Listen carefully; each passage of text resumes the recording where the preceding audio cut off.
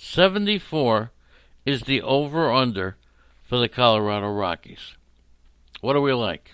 74 is the over-under. I'm not betting Colorado 100 to 1 to win the World Series, 60 to 1 to win the National League pennant.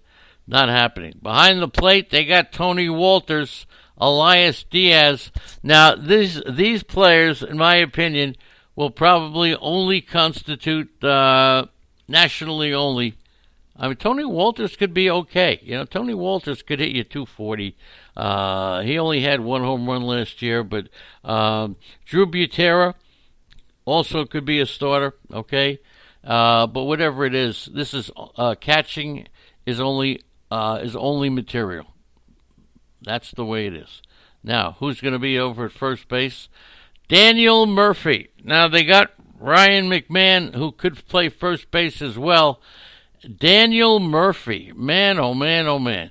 A lot of players thought that Murphy may be out, but what do we expect from Daniel Murphy this year? I expect him to be gone in a trade no matter what, but still, I'll take the position that he hits me 290 with 15 home runs and 70 RBIs, okay? Coors Field, you thought that as a 300 career hitter that he would be in contention for the batting title last year. Things didn't work out that way. His strikeout rate jumped 4 percentage points. His ground ball rate went up. He's 34 years old. This is his barrel rate was half of what it was. Okay. He hit just 237 away from Colorado. Very much below the league average. So I think age is catching up with Daniel Murphy. As far as McMahon is concerned, who could wind up playing first base, could play second base, but I think Rogers is getting every opportunity. I would say McMahon winds up as the first baseman. He's 25 years old. He hit 250 with 24 home runs last year. I'll give him 270 with 24 home runs again, 25. He got regular playing time. It took him until the second half of the season to make the most of it.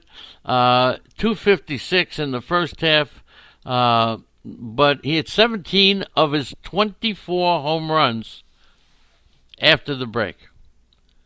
17, and he had a 41% home run to fly ball rate in the second half. Okay? So, look, it's tough to see. He strikes out probably a little too much. He's qualified. He could be qualified at a couple of positions. I'll take McMahon this year. I think there's a possibility that he could even break out, but I'm giving you 270, 25 home runs, and 6 stolen bases. Okay? So I am not going to go after Murphy at all. I'm going to go after McMahon to be my first baseman if he has eligibility, and right now his eligibility is only at second base. So let's take a look at second base. I'm going to say that the second baseman is going to be Rogers. I just have to tell you that. It's going to be Rogers at second base. They have wanted this prospect. They have wanted Brandon Rogers to be their second baseman. He failed last year. He had a shoulder injury. He's 23 years old. It's the first offseason since Rogers entered pro ball that he's not an overrated dynasty player. Really? All right? His stock has gone down. His approach has been awful. All right? Awful. He even went back to AAA on the Pacific Coast League. Look, he'll enter spring training as the underdog, competing with Ryan McMahon and Garrett Hampson for second base. But he'll hit you 275. He'll get you 12 to 15 home runs, and he'll steal you 10 bases. I would think that Rogers, who's ahead of schedule on June surgery to repair the labrum in his right shoulder, this is one player I will absolutely wait. Could be another sleeper. Brandon Rogers. May take him a little while. I would draft him in the reserve round and really pay attention to Brandon Rogers. So I think it's going to be a very good fantasy player at second base. Okay? Pitches Get Stitches is coming back, we think, Monday. All right? Yeah, we got a whole bunch of stuff coming back for you. Don't forget the draft guide Andy, please put the link up for the draft guide so people can get it. We've had a lot of people who have taken advantage of it. And don't forget, if you're in the chat room, you get a discount of 30% on the draft guide. So come on over, have some fun with it, and we'd appreciate your comments as well. And Andy will continue to update it throughout the season. Trevor Story, well, we don't have to say a lot about Trevor Story. I'm just going to give you my where I think he's going to wind up with on a team that could be really in trouble this year. Story's going to hit you 280, 285, hit you to 30, 35 home runs, knock in 100 runs, and steal you 20 bases. One of the true fantasy stars, Trevor Story. Okay? He's just consistent. A couple of things went a little off, but that's where you can count on for Trevor Story. Over at third base, and what are you going to say about Arenado? Except he could wind up at, and I think that it's possible this St. Louis Cardinal deal is still on the fire. So if you really want to look at who could be the third baseman, it could be Carpenter from St. Louis. He could wind up as the third baseman in Colorado, and if he does, you may want to go with Dollar. Carpenter's not going to cost you very much, but I would take Carpenter from St. Louis and put him over in my reserves with the possibility that Carpenter could be the third baseman in St. Louis. Outfield, well, you got Ian Desmond, you got Charlie Blackmon, and you got David Dahl and Ramil Tapia. First, let's hit on Tapia, who I saw play in the Arizona Fall. I think I saw everybody in the Arizona Fall League, right? Arizona Fall League, Ramil Tapia, skinny string bean kind of a guy, but I think he'd be an excellent leadoff man. I think he's going to get a shot. I think guys like Ian Desmond will figure out what to do with him. 275, 10 home runs, 10 to 15 stolen bases. He got a little bit more playing time last year because he's a tremendous outfielder. Defensively, can play all three positions, but he didn't. His offense. He recorded a 275 batting average at Coors. Much more is expected. That's at Coors. He's got to do better than that. Okay. He recorded a 270. He had almost a 15% swinging strike rate, and he swung at a lot of pitches, really out of the strike zone. So here's a kid that is going to open the year in a reserve role, and if he gets his act together, he's 26, so he's running out of time. The star, I think, will be David Dahl. Now, I know, the injuries and the whole thing. I'll say Dahl hits you 290. I'll say Dahl steals you 10 bases and hits 25 home runs. He's often injured, but he'll be the starting. I think he got hurt in the first 10 games last year with an abdominal issue. Okay? So if injuries in August wiped out the final 2 months of the season, got that ankle sprain, so he comes back in good health, you're looking at a star. This is the breakout year for David Dahl, provided he's 25 years old, provided he stays healthy. Now, I've always been an Ian Desmond fan, and look, last year, he... at 34, his stolen base total went down to 2. He's only stole 3 bases. So Ian Desmond is no longer a player. He'll hit you 245. He'll hit you 15 home runs, but they will look to change. He has 2 more seasons of guaranteed money coming from the Rockies.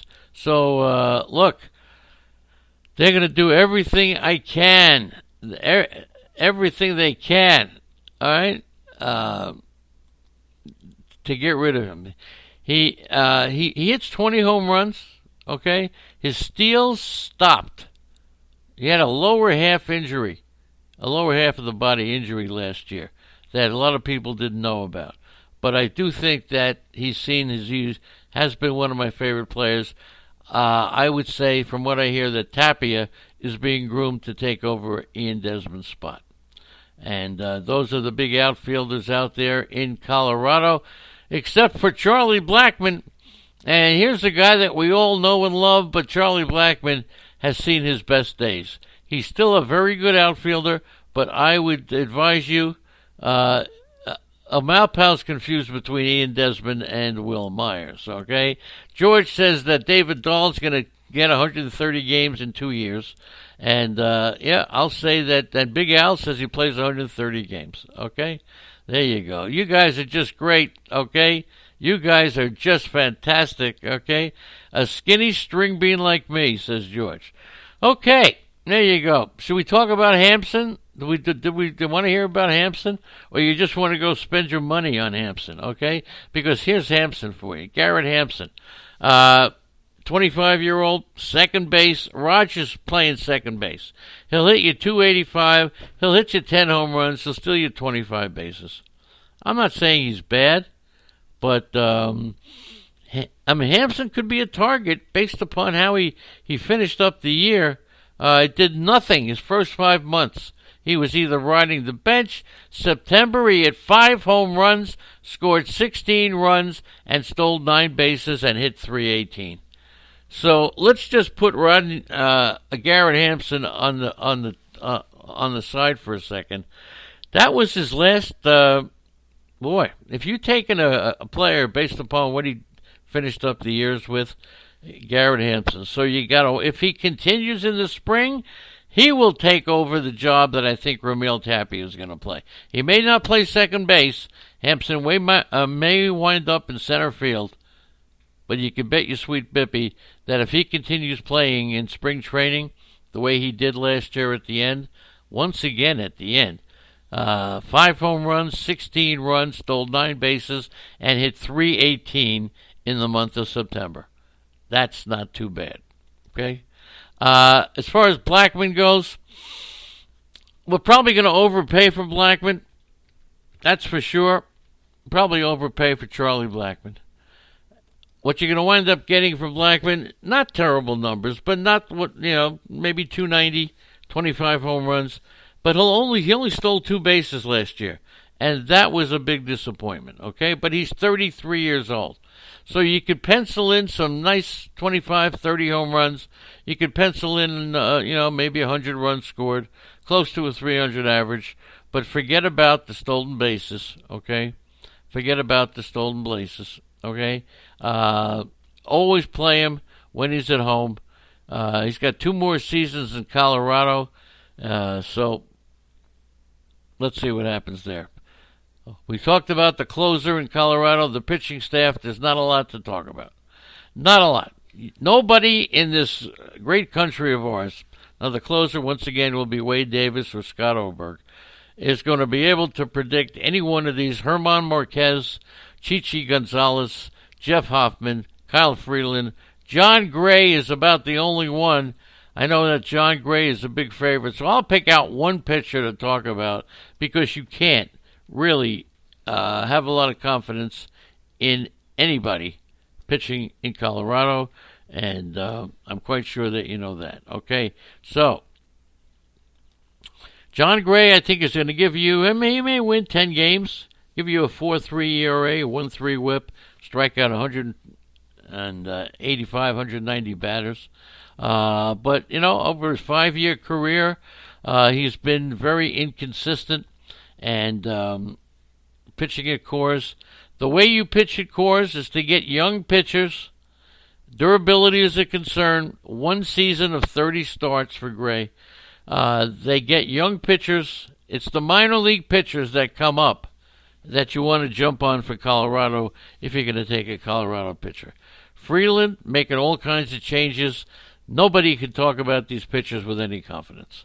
The only thing I can say in confidence is that I love you all. And when you come into the chat room, as you've been doing, it's just phenomenal. I really appreciate it. So does Andy.